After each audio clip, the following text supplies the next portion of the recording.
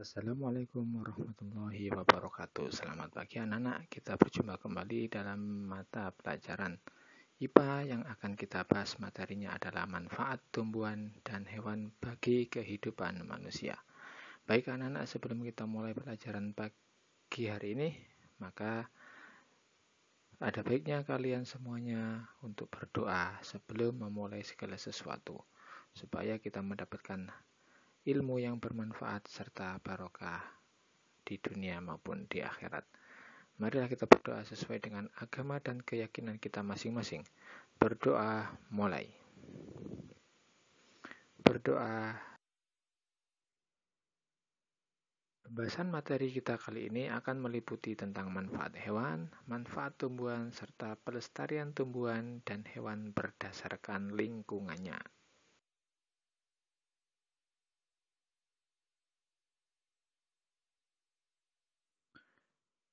Pertama, manfaat tumbuhan sebagai bahan makanan meliputi padi, jagung, gandum, ketela pohon, ketela rambat, serta tumbuhan yang mengandung banyak karbohidrat itu adalah tumbuhan yang bermanfaat sebagai bahan makanan.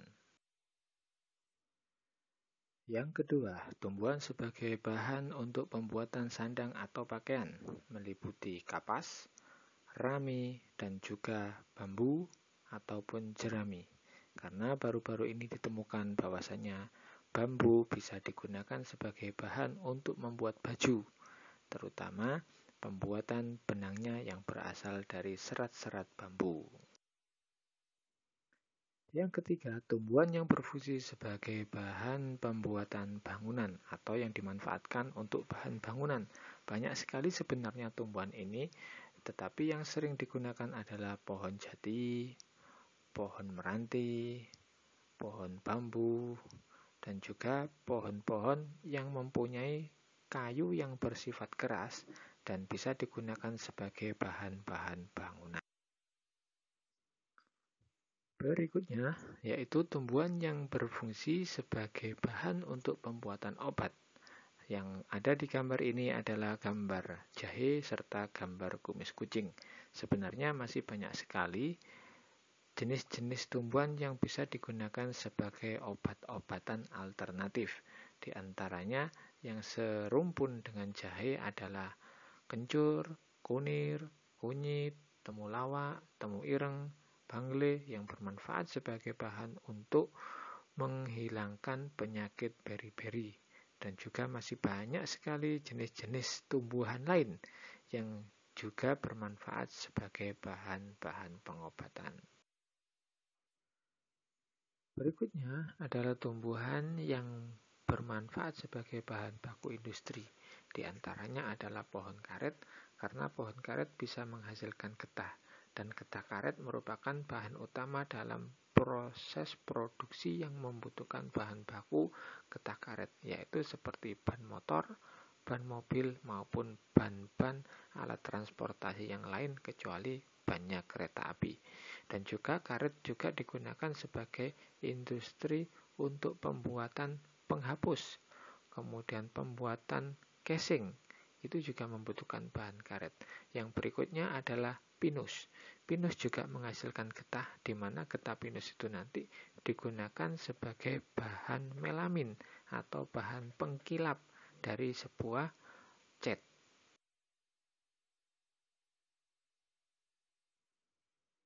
Selanjutnya adalah tumbuhan yang digunakan sebagai pewarna alami. Seperti yang ada pada gambar tersebut, anak-anak, pewarna alami merah bisa didapatkan dari buah naga. Sedangkan warna alami dari kuning atau oranye bisa didapatkan dari kunyit. Sedangkan untuk mendapatkan warna hijau itu berasal dari daun pandan siri. Berikutnya, yaitu tumbuhan yang berfungsi sebagai penjaga kualitas air, di mana semakin hari kualitas air yang kita miliki semakin buruk. Dan hal ini bisa diatasi dengan menggunakan tumbuhan bakau, di mana tumbuhan bakau itu biasanya ditanam di pinggir pantai, dan pohon bakau ini nantilah yang bisa menjaga kualitas air yang sudah tercemar, dan juga bisa digunakan sebagai tempat hidup atau ekosistem dari hewan-hewan yang ada di laut. Berikutnya adalah tumbuhan bambu, di mana tumbuhan bambu itu adalah tumbuhan yang mudah sekali tumbuh meskipun musim kemarau. Dan ketika di musim hujan, tumbuhan bambu itu tidak mudah untuk mati, tetapi tumbuhan bambu memiliki akar serabut yang bisa menyerap air hujan yang melimpah. Sehingga air hujan tidak langsung mengalir ke sungai, tetapi bisa tertahan di dalam tanah sehingga menjadi cadangan air yang melimpah di dalam tanah. Itulah fungsi dari pohon. Sekarang kita menginjak pada materi hewan yang bermanfaat sebagai penghasil makanan. Hewan tersebut adalah sapi dan juga ayam. Sapi bisa dimanfaatkan adalah dagingnya, sedangkan ayam bisa dimanfaatkan daging dan telurnya. Untuk sapi perah bisa dimanfaatkan adalah air susu yang bisa kita konsumsi sehari. Anak-anak, ternyata sebagian besar bahan pakaian yang manusia pakai, terutama dari benua Australia, itu adalah berasal dari hewan. Di Australia terkenal yang peternakan domba, di mana domba tersebut diambil bulunya terlebih dahulu sebelum dimanfaatkan dagingnya. Jadi bulu dari domba tersebut dipotong, kemudian diolah di dalam suatu pabrik, dan bulu tersebut menjadi sebuah kain atau yang terkenal dengan kain wool.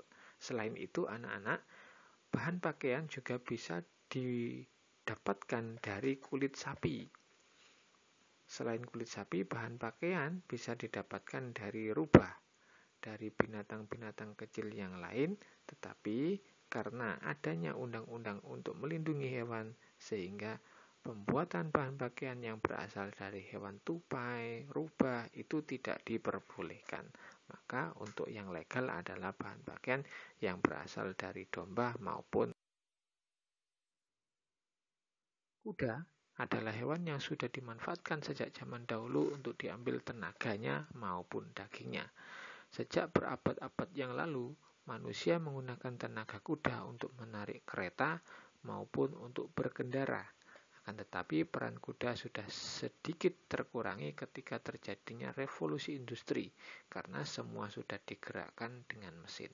Selain kuda, ada beberapa hewan lain yang juga digunakan sebagai hewan yang menghasilkan tenaga. Di antaranya adalah serigala, digunakan untuk menarik kereta yang ada di salju. Kemudian sapi digunakan oleh masyarakat pedesaan untuk menarik gerobak. Dan juga gajah yang masih digunakan di negara Thailand untuk mengangkut barang-barang yang ada di. Pelestarian tumbuhan berdasarkan lingkungannya. Tumbuhan yang ada pada gambar ini adalah pohon gaharu dan pohon cendana, di mana kedua pohon ini mempunyai ciri yang sama, yaitu berbau harum. Pohon gaharu akan berbau harum dan akan bernilai ekonomi yang tinggi apabila sudah berumur puluhan tahun dan memiliki luka-luka di bagian tubuhnya, karena pohon gaharu menghasilkan bau yang sangat harum ketika pohon tersebut sudah mati. Begitu pula dengan cendana. Cendana itu berasal dari Pulau Papua. Nah, kedua pohon ini sudah pada tahap langka, artinya sudah jarang yang membudidayakan atau tumbuhan tersebut sudah jarang ditemui, baik di hutan liar maupun di daerah asalnya. Oleh karena itu, anak-anak, tidak ada salahnya apabila kita tetap melestarikan kedua pohon tersebut dengan melakukan penanaman kembali. Memang kita ketahui bahwasanya harga dari pohon gaharu itu per satu pohonnya itu bisa mencapai puluhan juta rupiah. Bahkan ada beberapa orang yang sudah membudidayakan pohon gaharu, mempunyai 10 pohon gaharu yang berukuran diameter 40 cm dan tingginya itu kurang lebih sekitar 7 meter sampai dengan 10 meter. Itu ditawar sampai dengan miliaran rupiah. Jadi untuk kalian jangan lupa untuk membudidayakan pohon gaharu karena mempunyai nilai ekonomi yang sangat. Tumbuhan langka berikutnya adalah Venus dan bunga bangkai, di mana Venus itu menjadi langka karena tumbuhan Venus adalah salah satu tumbuhan yang memanfaatkan atau memakan hewan. Padahal biasanya hewan itu yang memakan tumbuhan. Tetapi beda dengan Venus, karena Venus merupakan tumbuhan yang miskin atau yang hidup di daerah miskin nitrogen. Sehingga Venus membutuhkan serangga untuk memenuhi kebutuhan nitrogennya. Sedangkan bunga bangkai adalah bunga endemik yang ada di daerah Sumatera. Meskipun bunga bangkai ini pertama kali ditemukan oleh Rafflesia arnordi, sehingga bunga ini dinamakan bunga Rafflesia, akan tetapi tidak mengurangi bahwasanya bunga Rafflesia itu adalah bunga asli yang ada di Indonesia. Jadi masalah penemuan itu tidak menjadi masalah ditemukan siapapun. Yang penting bunga tersebut masih ada di daerah Indonesia. Berikutnya adalah bunga Edelweiss. Bunga Edelweiss itu adalah bunga yang hidup di daerah yang kering, di mana biasanya hidup di daerah pegunungan atau dataran yang tinggi. Kenapa disebut dengan bunga Edelweiss atau bunga keabadian? Karena bunga tersebut setelah mekar, maka bunga tersebut tidak akan rontok sampai jarak waktu yang lama. Hal ini kenapa? Karena bunga Edelweiss setelah mekar dan dia menjadi kering, itu menjadi sangat awet. Makanya dikatakan sebagai bunga keabadian. Berikutnya adalah kantong semar. Kantong semar itu hampir mirip dengan tumbuhan Venus, di mana kantong semar itu kehidupannya adalah untuk memangsa hewan, atau dia bisa hidup dan berkembang biak dari memangsa serangga. Tumbuhan yang hidup di daerah kering yaitu lidah buaya. Meskipun lidah buaya itu hidup di daerah kering, tetapi pohon atau daun dari lidah buaya banyak sekali mengandung air. Dan baru-baru ini atau dewasa ini, lidah buaya tidak hanya dimanfaatkan sebagai tanaman hias, tetapi lidah buaya juga dimanfaatkan sebagai tanaman pangan maupun sebagai alat-alat kosmetik maupun pembuatan sampo. Dan sejak saat itu lidah buaya adalah menjadi tumbuhan yang mempunyai nilai ekonomi yang tinggi. Sehingga banyak sekali yang melakukan budidaya lidah buaya karena bisa dimanfaatkan sebagai bahan makanan maupun industri yang lain. Berikutnya adalah pohon beluntas. Pohon beluntas adalah pohon yang hidup di daerah kering dan berupa semak-semak. Beluntas sebenarnya juga memiliki fungsi yang lain, yaitu sebagai bahan makanan dan juga sebagai penahan air di daerah kering. Jadi anak-anak, beluntas itu bisa atau ditanam oleh orang-orang Cina yang melakukan penghijauan di daerah gurun. Pelestarian hewan berdasarkan lingkungannya. Yang pertama adalah orang hutan. Kenapa orang hutan? Karena orang hutan adalah hewan yang sudah sangat langka dan hampir punah karena banyak diburu oleh manusia. Dan juga karena mereka kehilangan tempat tinggal. Kenapa kehilangan tempat tinggal? Karena hutan-hutan sudah banyak dibakar oleh pembalakan liar.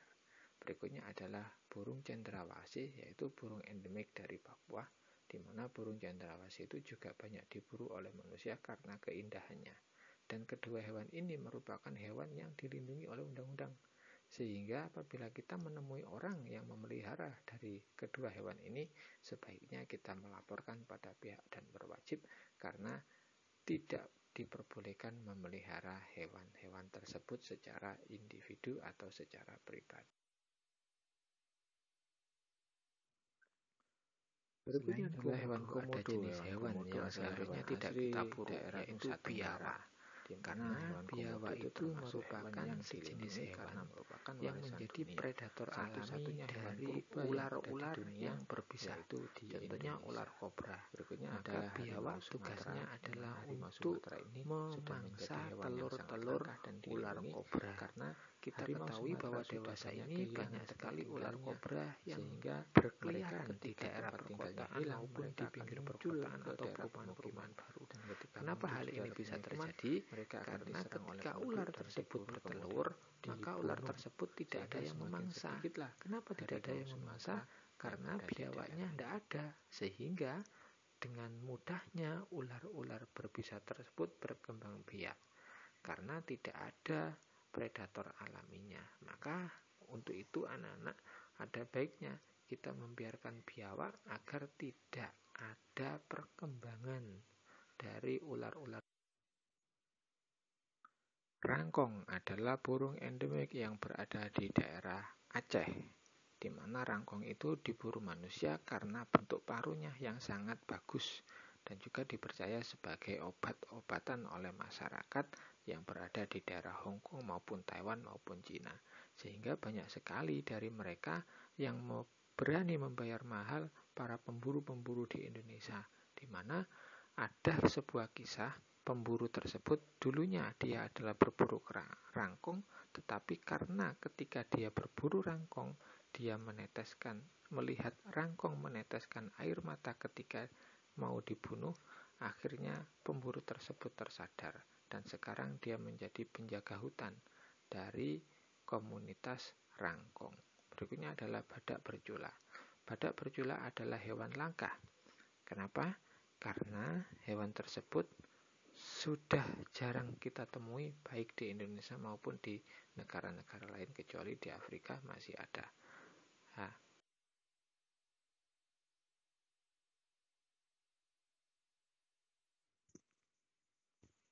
Gajah dan terenggiling juga termasuk hewan yang dilindungi oleh undang-undang karena keberadaannya yang semakin lama semakin sedikit. Baik anak-anak, bagaimana materi yang saya berikan hari ini? Apakah kalian sudah memahami ataukah masih bingung?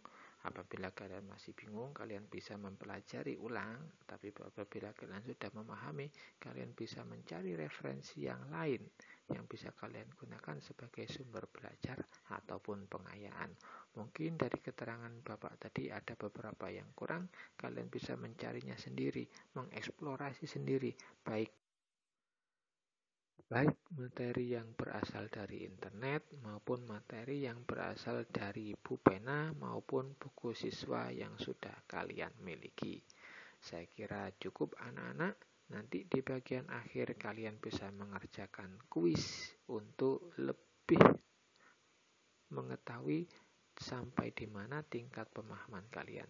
Saya akhiri Ihdinas Shiratal Mustaqim. Wassalamualaikum warahmatullahi wabarakatuh. Selamat belajar.